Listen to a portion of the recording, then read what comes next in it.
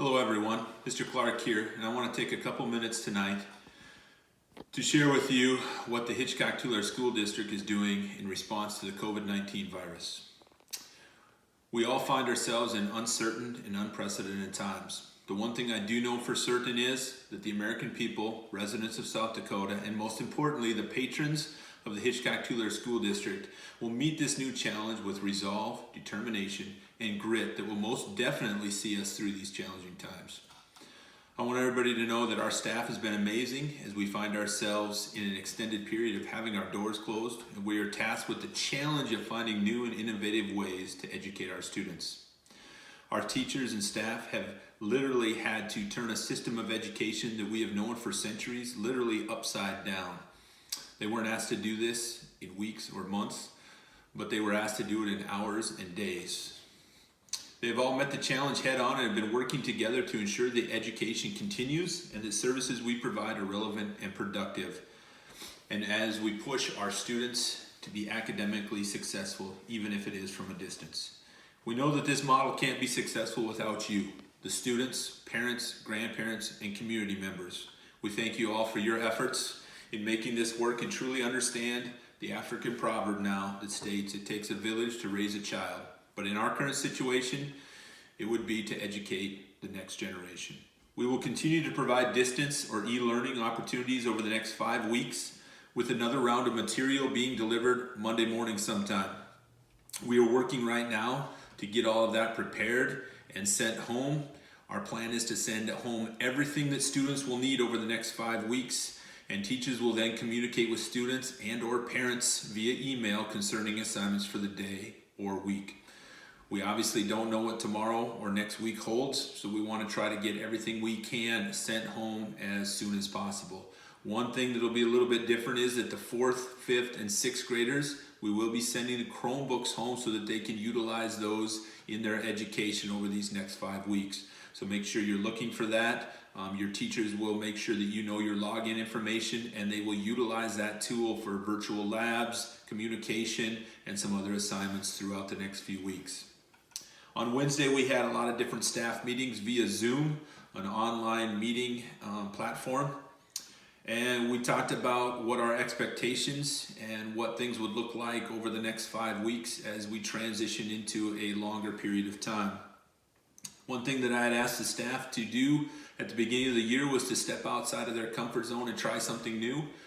And I reminded staff of that and said, well, you get to literally all get to do that now as we try to find new ways and exciting ways to be productive and educate our students. The one thing we really talked about was how much work should we expect. The reality is that we cannot recreate what we do in the classroom.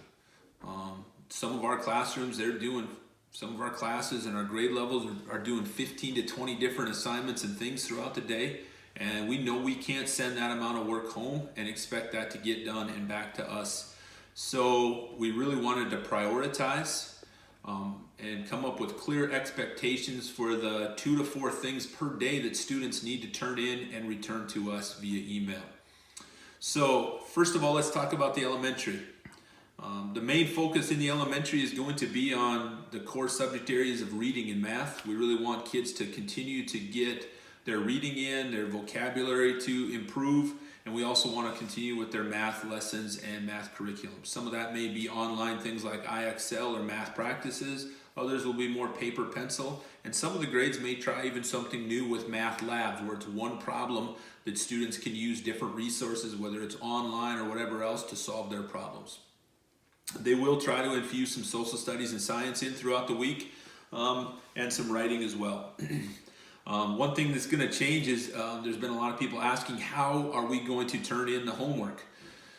We had thought that we would just transition and drop off new stuff, pick up the old stuff, but after talking to some of the health officials in the area and some of the meetings that I've been taking part in across the state, they've really warned us about transferring materials back and forth on a consistent basis. So we're asking all elementary parents, all the work that you had for this week, your teachers will contact you and let you know how to return that to them, but we're going to try to see if we can get pictures taken of that material and emailed back to us.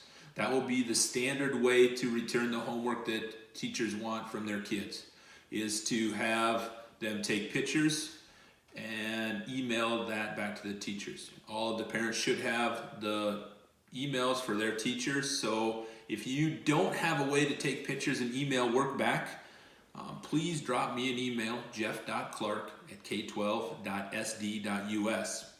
Teachers will be in touch with all of you via email or remind in the next couple days as we prepare for next week's assignments.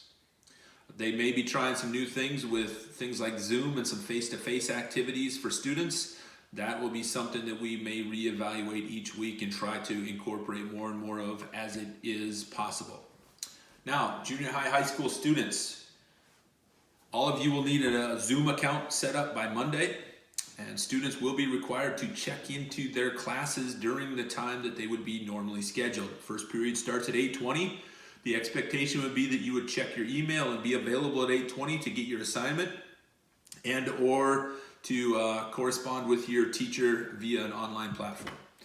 All work for the week will be done by 3:45 on Friday, and there will be no homework over the weekend. We want that time for families and students to focus on getting away, stepping away, and spending some time together. Students will be receiving an email from Mr. Nelson outlining all these new procedures and requirements, so please be looking for that. Once again, I want to thank you all for your cooperation and support as we transition to this new platform of distance/e-learning. One thing I want you to know is that we are just like all other state employees right now. We are working, we're just working from home.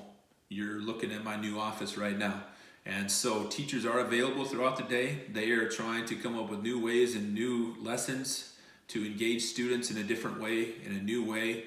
And it may be a challenge, but I think they're excited and ready for the challenge as well. We miss all of our students. We miss seeing the parents at activities. We hope that this concludes as soon as possible. I would just like to remind everybody to take some time and reach out to those people and still connect with them, whether that's through FaceTime, a phone conversation, a text message.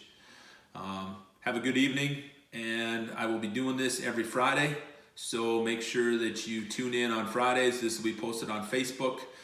Check out my Twitter account as well, @HTSUPT. It'll be posted there as well. Thank you.